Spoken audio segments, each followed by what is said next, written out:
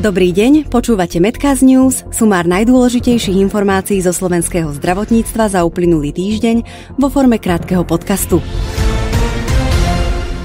V Medcast News za uplynulý týždeň sa okrem iného dozviete: krivka nárastu pozitívnych prípadov sa zlomila. Bratislavský samosprávny kraj má výhrady voči zvládaniu pandémie koronavírusu zo strany štátu. Slovenská komora sestier a pôrodných asistentiek žiada vládu a parlament o dofinancovanie zdravotníctva. Slovensko uspelo v ďalšom spore týkajúcom sa tzv. Zákazu zisku zdravotných poisťovní. Cyperská schránková spoločnosť, ktorá bola pôvodne akcionárom skrachovanej Európskej zdravotnej poisťovne, si uplatňovala voči štátu nárok na náhradu škody vo výške viac ako 30 miliónov eur. Prvostupňový okresný súd Bratislava 1 v rozsudku z roku 2017 konštatoval, že základ nároku žalobcu je daný. Krajský súd v Bratislave ako odvolací súd však aktuálnym rozhodnutím zrušil v celosti rozsudok prvostupňového súdu, a to pre závažné pochybenia. Prvostupňový súd podľa názoru odvolacieho súdu vec nesprávne právne posúdil a tiež nevykonal dôkazy navrhované žalovanou Slovenskou republikou, zastúpenou Národnou radou Slovenskej republiky. Uviedol v tlačovej správe odbor komunikácie s médiami a verejnosťou Kancelárie Národnej rady Slovenskej republiky. Odvolací súd sa tak nakoniec stotožnil s argumentáciou Slovenskej republiky. Po minuloročnom zamietnutí nárokov akcionára zdravotnej poisťovne Dôvera je rozhodnutie Krajského súdu v Bratislave ďalším víťazstvom Slovenska v sporoch s akcionármi zdravotných poisťovní. Prezidentka Slovenskej republiky Zuzana Čaputová podpísala zákon o ochrane, podpore a rozvoji verejného zdravia, ktorý parlament schválil vo štvrtok 12. novembra. Informoval o tom hovorca prezidentky Martin Strižinec. Vykonávať testy na prítomnosť koronavírusu tak budú ponovom môcť aj študenti zdravotníckych odborov. Pomáhať pri testovaní budú ponovom môcť aj študenti dennej formy štúdia pôrodnej asistencie, ktorí absolvovali najmenej 2 semestre, či študenti odboru laboratórne vyšetrovacie metódy v zdravotníctve v dennej forme štúdia, ktorí absolvovali rovnako najmenej 2 semestre. Odoberať vzorky a vyhodnocovať ich budú môcť od 6. semestra aj študenti zubného lekárstva. Novelou sa rozširuje definícia zdravotníckeho pracovníka aj o žiakov 2. alebo 3. ročníka na strednej zdravotníckej škole v odbore diplomovaná všeobecná sestra. Dohliadať na študentov môže lekár, zubný lekár, zdravotnícky záchranár, sestra alebo praktická sestra. Schváleným pozmeňujúcim návrhom budú môcť posilniť testovacie personálne kapacity aj študenti všeobecného lekárstva od 6. semestra. Krivka nárastu pozitívnych prípadov sa zlomila. Po zasadnutí pandemickej komisie vlády to uviedol minister zdravotníctva Marek Krajčí. Počty nových prípadov podľa ministra začali klesať z dôvodu plošného testovania a opatrení, ktoré sú na Slovensku zavedené. Za posledný týždeň síce narastli počty hospitalizovaných, minister však dodal, že tento nárast zďaleka nie je taký, aký odborníci predpokladali. Nemocnice podľa neho už cítia priaznivý efekt opatrení. Optimistický je aj preklesajúce reprodukčné číslo. Minulý týždeň bolo nad hodnotou 1, aktuálne je na úrovni 0,7 až 0,9. Keby sme vydržali v tempe testovania aj opatreniach, tak postupne by sme vírus úplne eliminovali, povedal Krajčí.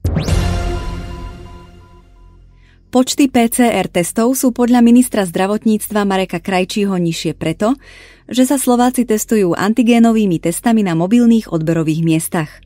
Povedal to pred pondelkovým zasadnutím ústredného krízového štábu Slovenskej republiky. Pravdepodobne si občania cez COVID pasy neaktivujú PCR testovanie, ktoré je neskôr a je menej flexibilné, uviedol Krajčí. Podotkol však, že v nedeľu sa väčšinou testuje menej a treba si podľa neho počkať, ako sa bude situácia vyvíjať. Podstatné pre mňa je, že počet ľudí v COVID nemocniciach postupne klesá a že sa podarilo zastaviť nárast, ktorý analytici prognózovali, konštatoval. Všeobecná zdravotná poisťovňa, Dôvera aj Unión zdravotná poisťovňa si za september udržali platobnú schopnosť. Informoval o tom Úrad pre dohľad nad zdravotnou starostlivosťou vo svojom vestníku. Všetky 3 zdravotné poisťovne vykázali v septembri nulové záväzky viac ako 30 dní po lehote splatnosti. Platobná schopnosť zdravotnej poisťovne sa podľa zákona o zdravotných poisťovniach a dohľade nad zdravotnou starostlivosťou preukazuje schopnosťou uhrádzať svoje záväzky voči poskytovateľom v lehote, ktorá nepresiahne 30 kalendárnych dní od dňa zmluvne dohodnutej lehoty splatnosti záväzkov voči poskytovateľom. V denných štatistikách by už mal štát zverejňovať aj výsledky antigénových testov. Ako po rokovaní vlády uviedol minister zdravotníctva Marek Krajčí, výsledky by mali byť zverejňované od štvrtka alebo piatka. K dispozícii tak budú pre verejnosť počty testovaných PCR aj antigénovými testami a rovnako počty pozitívne testovaných z oboch typov testov.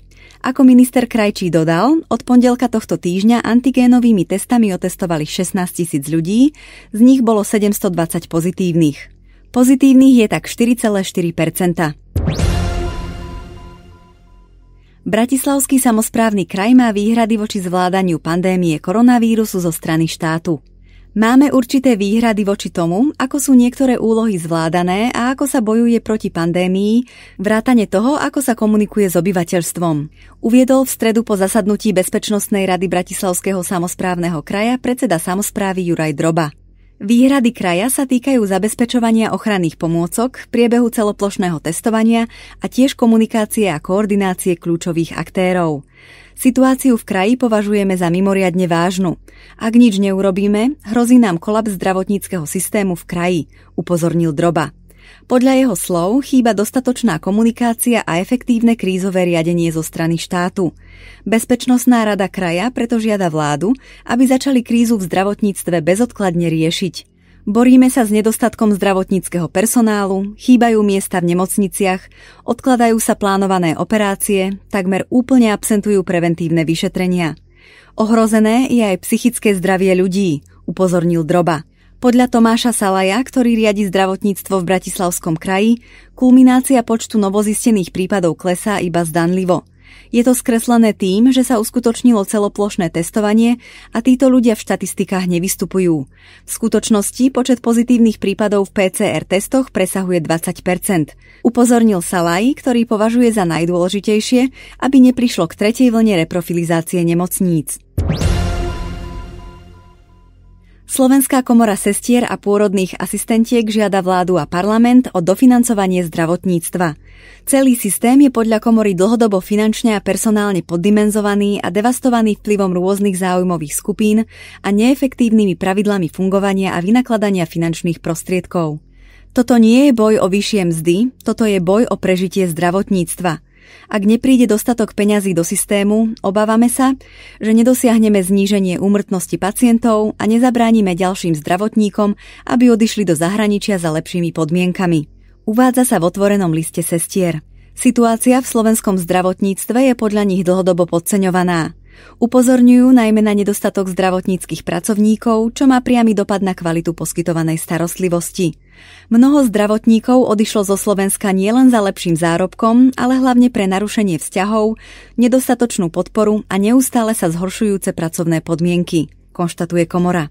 Viacerých sme podľa nej zo Slovenska doslova vyhnali arogantným prístupom, nevšímavosťou voči ich potrebám či mobbingom zo strany nadriadených. Ďakujeme vám za pozornosť pri počúvaní podcastu Medcast News. Svoje tipy na informácie z oblasti zdravotníctva nám zasielajte na e-mailovú adresu medcast@medcast.sk.